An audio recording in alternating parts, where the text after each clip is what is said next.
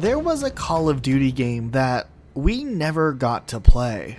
In 2009, after the huge releases of Call of Duty 4 Modern Warfare and Call of Duty World at War, Activision kind of had a market capture on the first-person shooter genre and competitive FPS games. Outside of Halo, which at the time wasn't releasing games on a regular basis, Call of Duty was the go-to game that tons of people played during these years. And with Modern Warfare 2 on the horizon, the hype for new Call of Duty games was really bigger than ever, and Activision knew that if they didn't add a third developer into the Call of Duty development cycle, eventually Call of Duty games would either be rushed out and unfinished, or the overall quality of the game just wouldn't be good.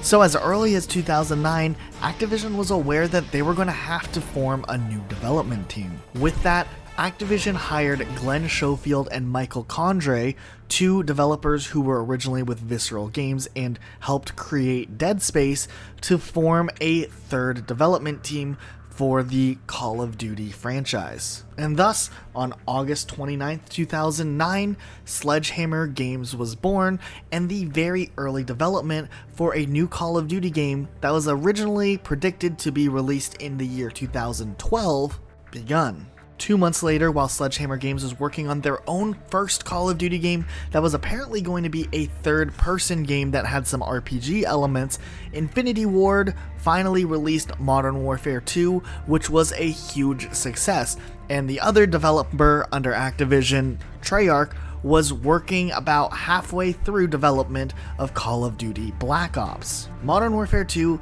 was a huge success, and it was given that Modern Warfare 3 would obviously be coming out in 2 years, given the typical release cycle that Call of Duty had at the time.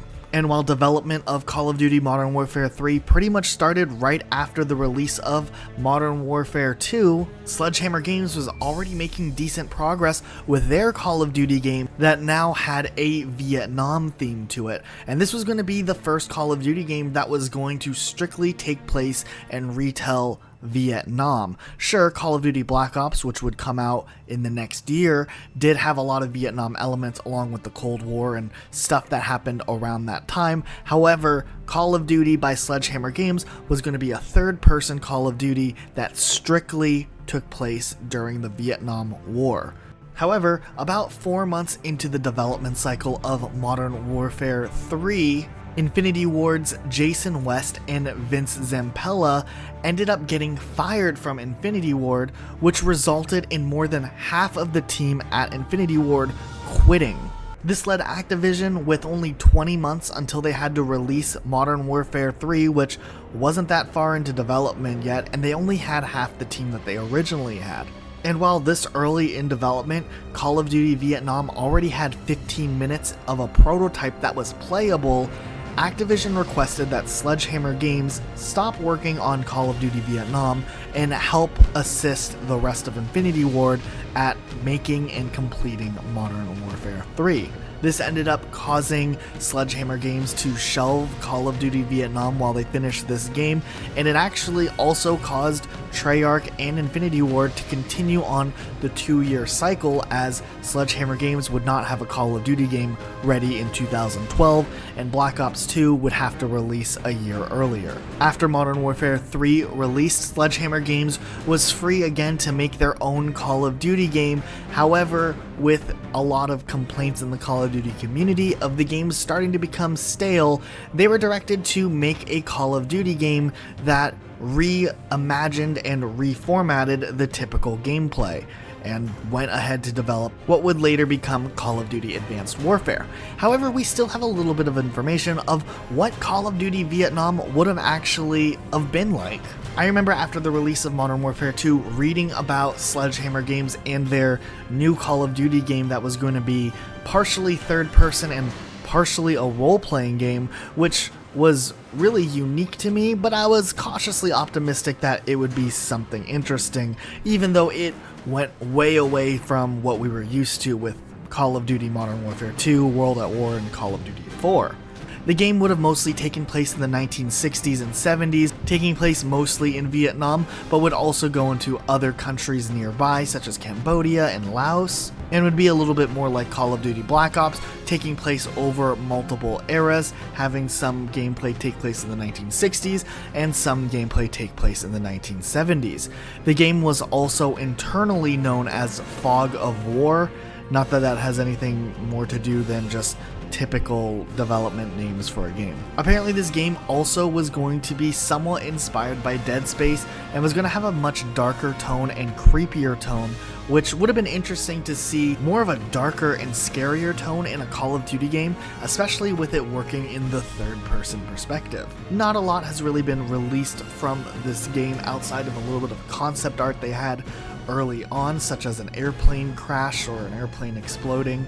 We have this image of a city that might be in Vietnam that was sitting over the edge of a cliff with bridges connecting it from one side to another. And we also have this scene of a crashed helicopter with what looks like a prisoner of war, which also looks pretty creepy if you ask me. Of course, these concept arts were all made way back in 2009, so we don't know exactly what the game that was developed for the entirety of 6 to 8 months after these drawings were done actually looked like. Interestingly enough, while Sledgehammer Games pivoted and went on to make Advanced Warfare and Call of Duty World War II, Glenn Schofield did say in an interview that if Activision ever asked them to make another third-person Call of Duty game, they would continue development on Call of Duty Vietnam. Not that that's any type of official announcement, but maybe one day down the road, Activision will want to try something different again, and this game might finally see the light of day, even if it is an action RPG game that has some horror elements. At least it's something different. I really don't think this game would be bad. The third-person mode never really caught on in Modern Warfare 2 when they implemented it into the multiplayer. And at the same time, Call of Duty Black Ops had a ton of Vietnam references, and a huge portion of the story took place in Vietnam that was pretty fulfilling for seeing some Vietnam gameplay. However, this game would have come out after Modern Warfare 3, so it would have given us a little bit of a break at least before having back-to-back Vietnam content, and it could have been a really cool game.